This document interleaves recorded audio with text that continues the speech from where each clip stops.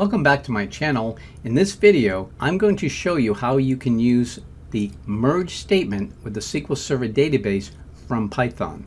It's a really great thing to learn, so stick around. What are we going to do? We'll talk about the problem of keeping data current, and what is the merge statement, and why do you care? Also, a little bit about the tools of the trade, and then most of this will be a riveting demo where you'll actually get to see the code, which you can get for yourself because I'll leave a link in the description. So let's start with the problem. Database table maintenance. Imagine you have a data warehouse, or maybe it's just some extract tables that you have in a database that you're using. It doesn't have to be a formal, dimensionally modeled data warehouse, but you have a table here. And let's assume it's a customer table. Well, you've got it, and we'll call it a master table, but that's your pristine copy. That's something that is current and up to date.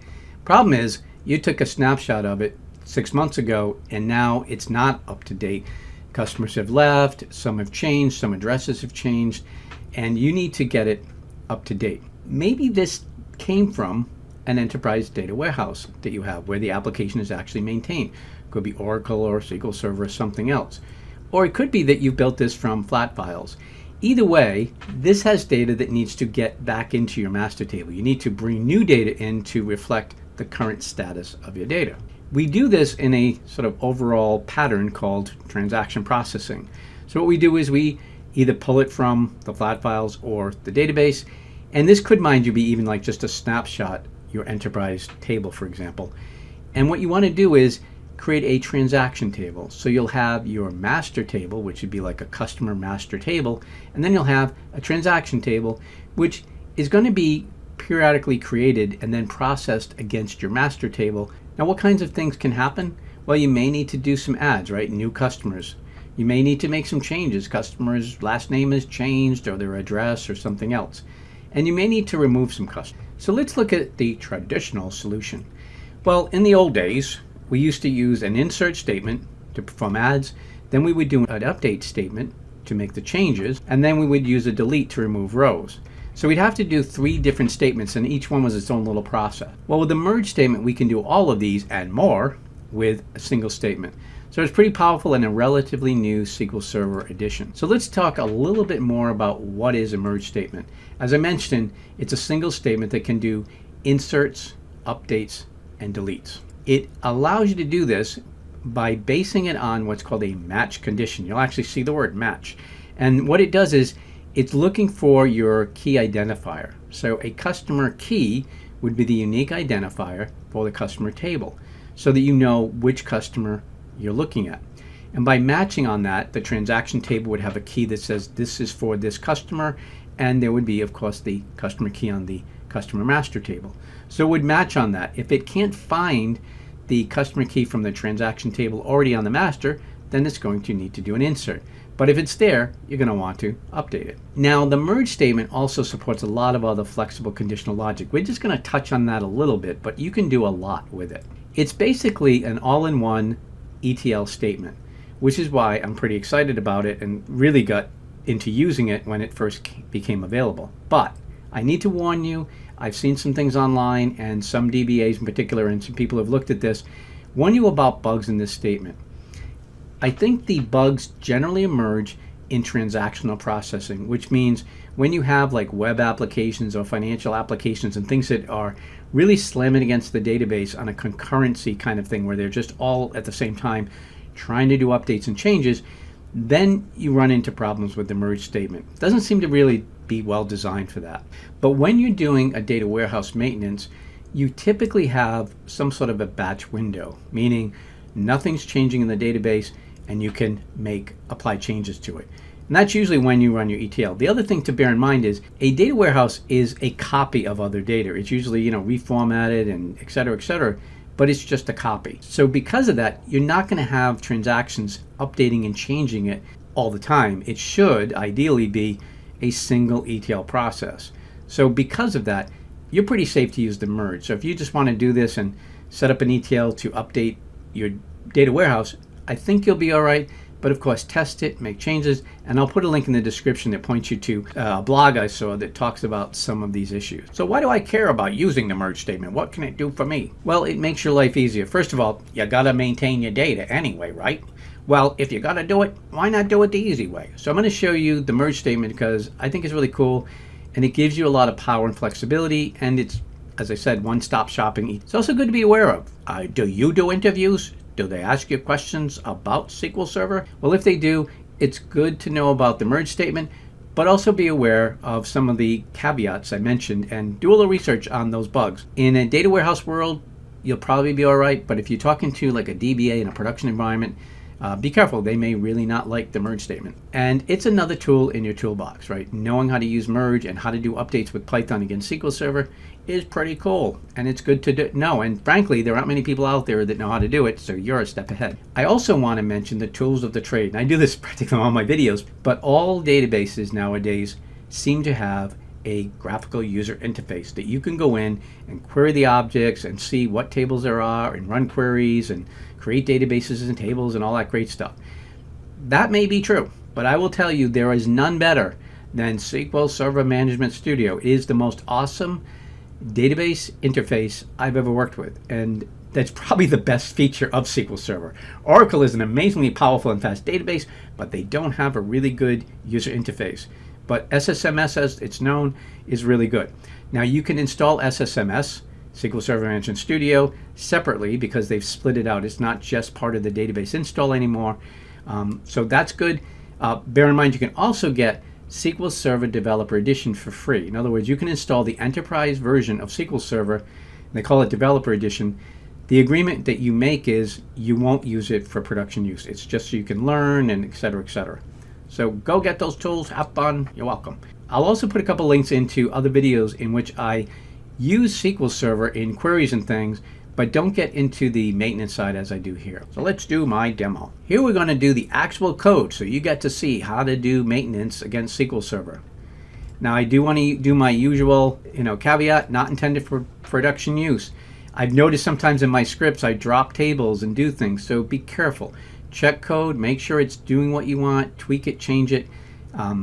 Never run code in production or any place that you'd be putting it at risk that you haven't tested thoroughly. There's my warning. Now, one of the things you will need to do this particular notebook is SQL Alchemy. It comes with, I'm pretty sure, in Anaconda, and I highly recommend if you're going to do Python, install Anaconda. If you don't have it, you can either use pip, which is sort of the basic package manager for Python, to install it, or if you want to use Conda to do your maintenance, the package maintenance, you can use that method.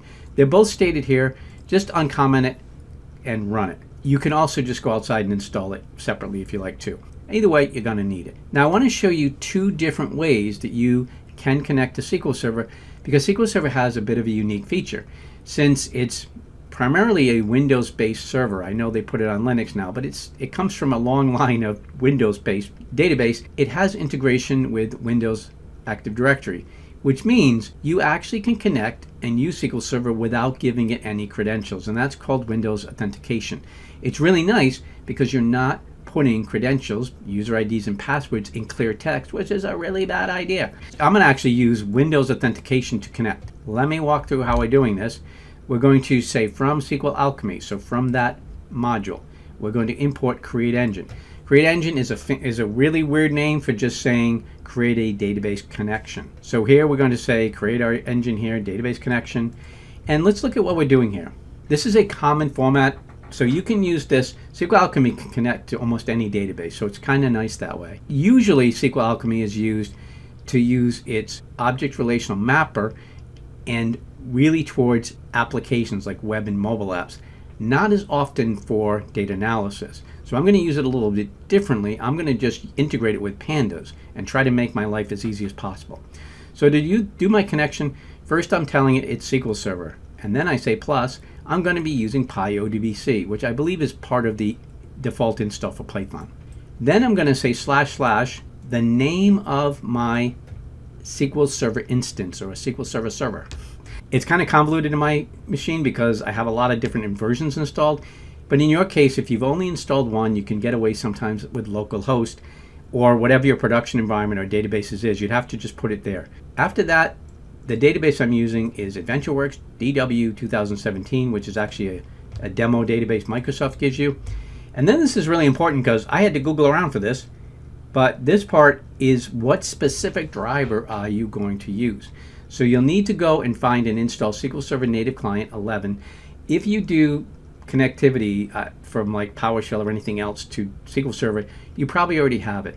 There's a lot of different drivers out there, but this seems to be pretty standard and works fine. So that's what I'm using. So I'm going to run this statement. I'm just using Shift-Enter to run it. If I wanted to do this with SQL Server security, which is what other databases typically do, then I need to give it a username and password. And the only difference here is I would just put username : password at there. And that would be like Brian, password, whatever. And that's what you do there. So that's pretty much it. Very simple. I'm going to create the entire environment you need to run this code. So I'm going to create a customer master table and load it. And then I'll create the customer transaction table, load that, and then I can walk you through how to use this. So to make sure we don't already have these tables, because I want to make this code rerunnable, I'm going to do a drop table if it exists. So if you already have a YouTube_customer on your database, you may be careful there, delete it or whatever, or use a different database. But I'm going to drop those tables and then we can recreate them. We're going to be creating YouTube_customer. That's going to be our master table. First thing we want to do is we want a primary key. This is what we're going to match on. Every different customer has a different unique identifying number. That's the customer key. It's called the primary key. It's automatically indexed. It's clustered index actually on SQL Server, and it's not null. It has to have a value. So we want to have that constraint in there as well. Then we have our different types, different data types here, etc. We have a modified date. Now I want to be very careful. Modified date is not the date I changed it. It's the date that on the back system somewhere it was last changed. I'm going to add another column that isn't coming from the source, which is ETL last update. This is a really good best practice.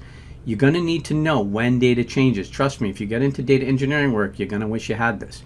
So I always add a column, ETL last update, and I default it to the current date time, which the function getDate will do for me. So I can say default getDate, and if I insert into this table without giving a value to ETL last update, it automatically will get that current date time. All right, so we got what we need here. So again, this is the backend system's modified date. This is my own modified date. So let's run this and create our table. Now we need to create our transaction table, YouTube_custran. I'm going to do the same thing. I want a primary key because I'm going to have to match on that. It's going to be used for joining, etc. Same kind of columns, mostly the same columns because I either am inserting or updating it, but I'm adding one other column that wasn't there, which is action indicator. The action indicator is going to say, what do I want to do in this transaction? And it's mostly there to make it easier for you to follow what I'm doing. But there are times when you prepare transaction tables to be formal like that because it gives you a nice audit trail and you can process your transactions more carefully. Now I'm going to need pandas a lot, so let's just bring it in right now. This is going to be the prefix for when I use pandas functions, PD, which is the standard. So I'm going to use read CSV. I'm going to bring in my dim customer CSV. That's going to be the starting point of our customer master. I do not want to identify any of the columns coming in as a data frame index, so I'm going to say false there, and it's going to be stored in custdf. And then the next row here I ran is just displaying it. So I've only got 4 rows, pretty straightforward. And as you can see, the modified date on all of these is 2019-01-01. Now I want to persist that data frame. I want to save it to a table. So I'm going to say data frame name dot method to SQL YouTube customer. That's going to be the table name. Here's my connection object, and I'm saying this is really important. If exists, append. There are 3 possible values. I can say replace, but that would drop the table and recreate it, and I would lose my primary key, and I'd lose the ETL last update date. So I don't want to do that. I can just say append, and that leaves the entire structure of the table in place, and I'm inserting into it. And we know we just created it, so that's safe. And I'm not going to do anything with an index column, so we're good on that. Now, one thing to bear in mind is that these columns coming in are lowercase, but when my table actually uses mixed case. So I should see the names be from what my table definition is, and I do. SQL Server is completely case agnostic. It doesn't care about case. So mixed case, uppercase, lowercase, it treats it all as the same. It ignores case, unless you go in and configure it to not do that. So I'm going to be kind of using mixed case, which is very much a standard really in SQL Server. One of the things I wanted to also highlight here is that there is a thing called the database catalog, which stores all the information about the database objects. What are the tables? What are the columns? How are they stored? What are my indexes? A standard in SQL is to have it under what's called information schema. It's actually under the information schema. Those are views actually, and one of the views is called columns. So I can query that to find the column definitions for my table name, where the table name is YouTube customer, and I'm going to sort it by the ordinal position, which is the order the columns are actually created in the table. I just wanted to show this as kind of an extra thing because databases have this, and it's a good way to be able to tell, like, did objects get created correctly, what do they look like, and validate things. Now I need to create my transaction. So PD read again, my dim customer CSV file, and I'm going to be putting it in transdf. And then I'll just display it so we can take a look at this. Now before I go over it, I'm going to take that table, that transaction table, and I'm going to store it in YouTube custtrans. So we're going to be doing the same thing again. We're using the pandas data frame to SQL method to copy the data in the data frame to our table, YouTube custtrans, which we already created. And again, we're going to say if it exists, append it. It's empty, we know it is, so we'll just say yes, append it. And then I'll query it here so we can take a look at it. Now, I do want to point this out. When I do PD read SQL query, it's kind of nice. I could execute SQL statements directly against the SQL Server table using SQL Alchemy. But if I do, I don't get back data frames, and so it's a lot harder to read and look at. By using pandas, I'm able to get nice data frames back, and I can easily see what I'm doing here. On the modify date, notice we have 2020-01-01, and this one's 2019-02-01. In our original master, it's all 2019-01-01. So when we do our updates, we will see the modify dates change. And it's a good idea to have a mindset to check and make sure when you're doing any kind of maintenance that they're actually taking place. Do a sanity check on at least a sample of a few to make sure it's working, because you don't want to find out the hard way when management gets mad that you missed something. So what we have going on here are two updates, these two rows. We have one delete happening, and we have two completely new inserts. These are new customers. So what we're going to be doing is adding if the customer is not found, changing if the customer is found and it's not a transaction code of D, and we'll delete it if the action indicator is D. Because we have that extra column, we're going to have to give it the column names because we have the ETL last update date, and I'm not even going to try to pass a value. I could try to pass a value in, but I'm going to let it use the default when I do inserts. Something that sometimes people think they must do is you've got a transaction table, so take every column and update it. You don't really have to do that. You might want to think about that. If somebody has a social security number, you don't change it. You would never update that. You also typically won't change things like birth date. So as an example, I'm going to skip over updating birth date. But many times there's columns that either you really don't care about anyway, or are not things that would change. So keep your work down to only what you need and update just what you need to update. So here's the merge statement itself. We start with merge, then the target database name, or our master table, which is YouTube customer. And we fortunately can give it a little name called target, and that's what we're going to use to refer to it further down. We're going to update this using our YouTube custtrans table, and we're going to call that source. So far, so good. Now, what are we going to be joining on? How does it know whether it's found it or not? Well, it's going to say on, which is very much like a join, right? Target customer key equals source customer key. So that's telling the merge function that I want you to take each transaction row, match the customer key to the master table, target.customerKey, and figure out if it finds a match or not. That's the starting point. Now what it says is, if there's not a match, when not matched on target, which is the master table, then we're just going to insert it, right? Pretty straightforward. We just tell it the columns and then we give it the values. Now notice on the values, we say source dot and the column name. So we're actually telling it that it should be coming from the source here. That's where it's coming from on all these values.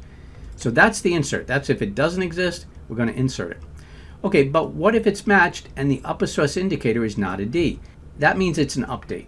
And in that case, we're going to say then update. The set statement only occurs once you say set, and then you just assign all the columns. Again, it's assuming this is target, right? That's your target table, but it's coming from your source. And here, I'm just going to use the getDate function again to plug it and fill in my ETL last update date. The last update was when this happened. And finally, if it got through this far, then when matched, just delete it. So in other words, if it was matched and the upper source indicator, action indicator, so if it matched and the source action indicator is not a D, then it does this. But if it is a D, it's not going to execute that, and it will execute this instead. And by the way, I do an upper function around source action indicator. It's a good idea a lot of times just to be a little safer. Suppose the transaction table came in and they've made an error and it's a lowercase d. I still want to be able to handle it, so doing an upper conversion just in case is a safety factor. You'll need to put the commit statement at the end. At least I found that the changes weren't happening and it needed a commit statement. Ironically, if I put a begin trans statement, which usually is the first part, then commit is what ends the transaction, it didn't work. But just by including it, apparently starts an implicit transaction, as they call it, but you need to include the commit explicitly for this to work. At least that's what I was finding. I have a little print here so you can see this beautiful statement. And now I'm just going to execute that, and it ran against the database. So let's do a quick check and see if it did what it's supposed to do. First, I'll display the cus_trans. Here we are. So we can use that as reference, and then the database table itself. All right, so the first thing we want to see is, did it do the update? So 11000 and 11001, it should have 2020-01-01 and 2020-02-02, and we can see that this has 2020-01-01, 2019-02-01. So we know that that took place.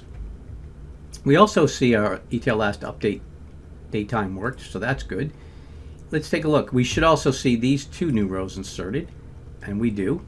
The other thing we should see is we should not have this row anymore on the table. 11002, 11002, and it's gone. It would have been between these two.